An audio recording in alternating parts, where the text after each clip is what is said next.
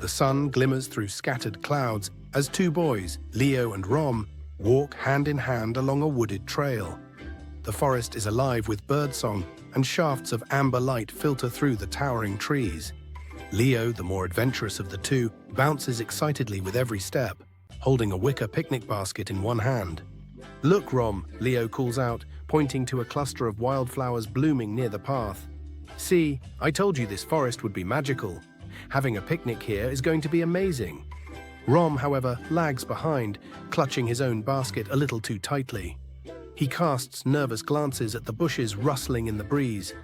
"But Leo," he murmurs, his voice barely louder than the rustling leaves, "what if there are wild animals?" Leo turns to him with a mischievous grin, his carefree attitude shining brightly. "Don't worry, we're only going to meet friendly animals," Leo says with conviction, as though the forest has whispered secrets only he can hear. Ahead, the trail opens onto a glimmering riverbank. The boys lay out their blanket near the crystal-clear water. Leo begins unpacking their treats, sandwiches, apples, and cookies. Meanwhile, Rom steps closer to the water, the soft sound of rippling currents filling the air. That's when he stops, frozen in place, his eyes wide in astonishment. Leo bounds over, curious, but when he looks, he bursts into a delighted laugh. "That's not a rabbit, Rom. It's a capybara. Isn't he adorable?" The animal, small and furry with a curious gleam in its eyes, watches them from the edge of the river. Leo kneels down and speaks softly. "Hey, little buddy, would you like to join us for a picnic?" For a few moments, the creature, Kai, as they will soon call him, stares at them. Then cautiously he approaches. Leo offers Kai a bright red apple, and the capybara sniffs it before taking a delighted bite. Rom, still uneasy, asks, "Leo, are you sure it's safe? What if he's dangerous?" Leo shakes his head, smiling. "No, Rom, he's just like us. He wants a friend." Kai nuzzles Rom gently, and Rom's apprehension begins to fade.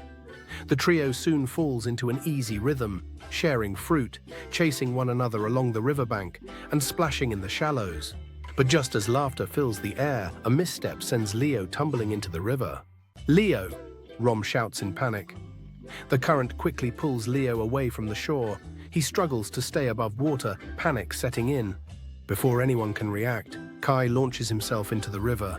His movements are swift and purposeful. With surprising strength, the capybara nudges Leo back toward the safety of the shore. Leo grabs onto an outstretched tree root and pulls himself onto solid ground, coughing and soaked but safe. Breathless, he looks at Kai with awe and gratitude. "Thank you, Kai," he whispers, placing a hand on the creature's head. "You're a real hero." As the day winds down, the three sit together on the now damp picnic blanket, watching the sun dip below the horizon. The golden light paints their faces as Rom turns to Kai with a soft smile. "You know what, Leo?" Rom says, leaning back onto his hands. "This was the best picnic of my life." Leo laughs, leaning against Kai's warm, furry side. "Of course it was. We made a new friend." Kai nudges both boys gently, his own form of agreement. Sometimes, the best friendships start from the most unexpected encounters.